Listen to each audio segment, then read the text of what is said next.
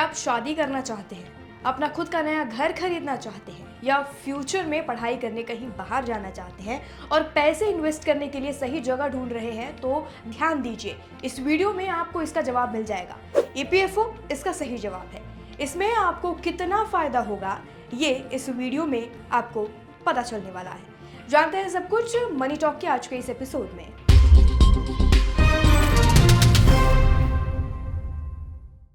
EPFO कर्मचारियों को retirement पर लमसम अमाउंट निकालने की इजाजत होती है। साथ ही नौकरी के दौरान खास जरूरतों के लिए पार्शियल विड्रॉल भी किया जा सकता है।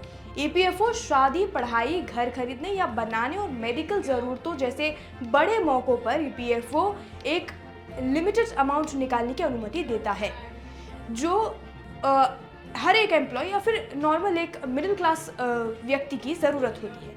तो आइए जानते हैं किन किन कारणों से ईपीएफओ सदस्य इस फंड से पैसे निकाल सकते हैं और कितना निकाल सकते हैं। सबसे पहला, शादी के लिए ईपीएफओ का एडवांस।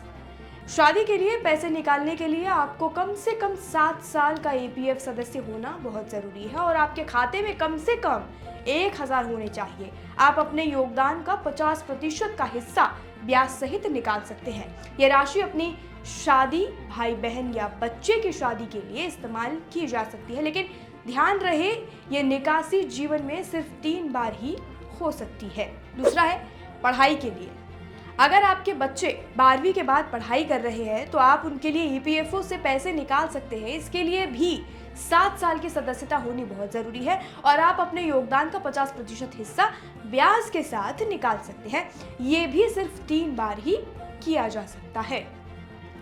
अब घर के लिए, घर या ज़मीन खरीदने के लिए या घर बनाने के लिए आपको 5 साल की ईपीएफओ की सदस्यता ज़रूरी है। घर की मरम्मत के लिए घर बनने के 5 साल बाद पैसे निकाले जा सकते हैं और दोबारा मरम्मत के लिए पहली निकासी के 10 साल बाद घर या ज़मीन आपके पत्नी, पति के या संयुक्त नाम पर होनी चाहिए और बिना किसी कानूनी विवाद के। ये निकासी सिर्फ एक बार ही हो सकती है। ज़मीन खरीदने के लिए क्या कर सकते हैं ये जान लेते हैं। 24 महीने की बेसिक सैलरी और महंगाई भत्ता या कर्मचारी नियोक्ता का कुल योगदान यानी ब्याज सहित या लागत जो भी कम हो वो। अब घर खरीदने के लिए और बनाने के लिए कितना है, वो 36 मंथ्स का एक पीरियड है जिसकी बेसिक सैलरी और महंगाई भत्ता या कर्मचारी नियोक्ता का कुल योगदान होना चाहिए ब्याज के साथ या लागत जो भी कम हो। अगला है मेडिकल ज़रूरतों के लिए आप इसका इस्तेमाल कर सकते हैं। मेडिकल कारणों के लिए नियम काफ़ी ज़्यादा आसान है। आप नौकरी शुरू करने के तुरंत बाद पैसे निकाल सकते हैं अपने मेडिकल इमरजेंसी के लिए।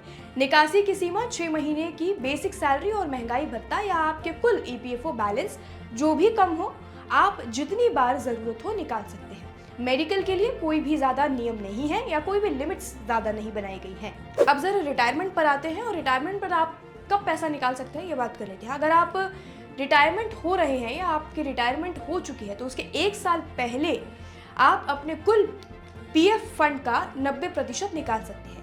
ये सिर्फ एक बार ही हो सकता है। आप एक ही बार में पैसे को निकाल सकते हो, वो भी 90%।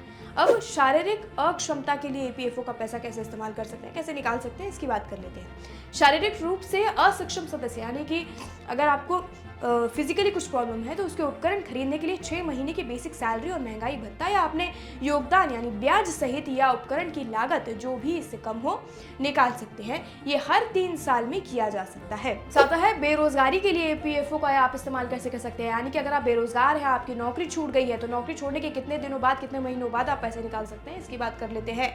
अगर कंपनी 15 दिन से ज़्यादा बंद रहती है या आपको 2 महीने से ज़्यादा वो पैसे नहीं दे रही है तो यानी कि अगर आप 2 महीने तक अनएम्प्लॉयड हैं, आपके पास कोई जॉब नहीं है, तो आप नौकरी छोड़ने के 2 महीने बाद अपना ये पैसा निकाल सकते हैं। अकाउंट में आप इसे ट्रांसफ़र कर सकते हैं। अब वरिष्ठ पेंशन बीमा योजना के लिए ईपीएफओ का क्या है एडवांस, हम ये जान लेते हैं। 55 साल की उम्र के बाद आप अपने ईपीएफओ बैलेंस का 90% तक वरिष्ठ पेंशन बीमा योजना में निवेश के लिए निकाल सकते हैं। ये नियम है। अगला है बिजली कट के लिए ईपीएफओ का कैसे इस्तेमाल कर सकते हैं। अगर बिजली कट होने पर आप 1 महीने की सैलरी या 300 रुपये या अपने योगदान जो भी कम हो निकाल सकते हैं। इसके लिए ईपीएफओ फॉर्म 31 आपको भरना होगा। अगला है लोन चुकाने के लिए आप ईपीएफओ का कैसे इस्तेमाल कर सकते हैं। घर खरीदने, बनाने या मरम्मत के लिए लिए गए लोन की बकाया राशि और ब्याज चुकाने के लिए आपको 10 साल की ईपीएफओ की सदस्यता होनी बहुत ज़रूरी है।